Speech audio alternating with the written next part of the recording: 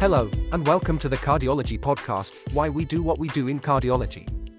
In this audio series, we will discuss the practice-changing articles in cardiology from the past to the present. This is your episode for today. In this episode, I will discuss about ORBITA-2 trial.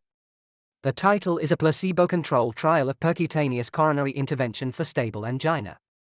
The paper was published in the New England Journal of Medicine on December 21, 2023. The first author is Christopher Rochkamore from Imperial College of London. The study investigated whether percutaneous coronary intervention, PCI, relieves angina more than a placebo procedure in stable angina patients not on antianginal medication. A double-blind, randomized, placebo-controlled trial was conducted, involving 301 patients with stable angina who stopped antianginal medications for a 2-week assessment phase before randomization. Patients were randomly assigned to undergo PCI or a placebo procedure and were followed for 12 weeks. The primary endpoint was the angina symptom score, calculated based on daily angina episodes, antianginal medications, and clinical events. Results showed that at the 12-week follow-up, the mean angina symptom score was significantly lower in the PCI group, 2.9, compared to the placebo group, 5.6. The study concluded that among stable angina patients not on antianginal medication, PCI resulted in a lower angina symptom score than a placebo procedure, indicating improved health status with respect to angina. The findings from the ORBITA-2 study were first presented at the 2023 AHA Scientific Sessions.